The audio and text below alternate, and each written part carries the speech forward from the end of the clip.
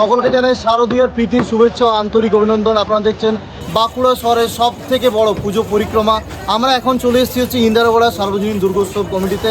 তো আপনারা দেখছেন বাঁকুড়া 24x7 প্রেজেন্টস বাঁকুড়া পুজো পরিক্রমা পার্ট বাই সিস্টার স্টুডিও। তো আমাদের সঙ্গে পেয়ে গেছি হচ্ছে পুজো কমিটির মেম্বারদের। আমরা তাদের কাছ থেকে জেনে নেবো এবছরের থিম কী এবং তারাই বলবে যে এবছরের পুরো মণ্ডপ সজ্জা কীভাবে সাজানো হয়েছে। তো এবছরের থিম আপনাদের কী আছে একটু যদি বলতেন দর্শকদের।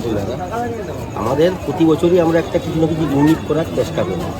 আর সমাজকে আমরা বরাবরই যে থিম করি, দেখবেন সমাজের শিক্ষামূলক কাজ, কোনো সমাজের সচেতনতা যেটা কাজে লাগাবে সেই ধরনের আমরা থিম করি।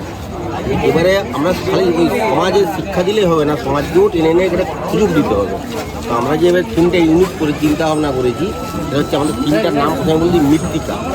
মাটির দিকেই সৃষ্টি হয়, মাটিতেই সব শেষ হয়ে যাবে। আমাদের এই মণ্ডপটার মধ্যে এমন কোনো জিনিস পাবেন না, এমনকি আর্টিফিশিয়াল রং পর্যন্ত পাবেন না যেটা ইউজ করেছি। সব পাতা, গাছের ফল, আমরা ফলের আঁটি, ছোটোবেলায় আমরা খেলতাম যে জঙ্গলের ওই যে ঝুম কাঁঠাগুলো পায়ে লেগে যেত, সেই সমস্ত জিনিসগুলো দিয়ে আমরা মণ্ডপ সাজিয়েছি। যেটা প্রতিমা বিসর্জনের পর এই মণ্ডপটাও অটোমেটিক মানে মাটিতে ডিস্ট্রয় হয়ে যায়, কোনো কিচ্ছু চির পলিউশন হবে। আর তারপরে যে আমাদের চিন্তা ভাবনাটা যে আমরা প্রতি বছর বার্তা দিই সমাজকে, এই করুন সেই করুন, ধূমপান করবেন না, গাছ লাগান, প্রাণ বাঁচান, কিন্তু তারপরে পুজো শেষ, কাজও শেষ।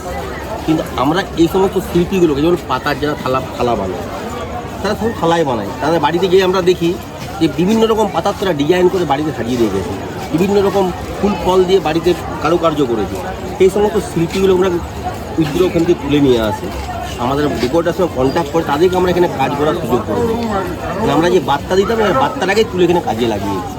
তো অসংখ্য ধন্যবাদ দাদাকে, একটা খুব ভালো ইনফরমেশন আমাদের সাথে শেয়ার করার জন্য। এবার আমরা ড্রোন শটের মাধ্যমে আমরা পুরো পুজো মণ্ডপটা আপনাদেরকে ঘুরিয়ে দেখাই।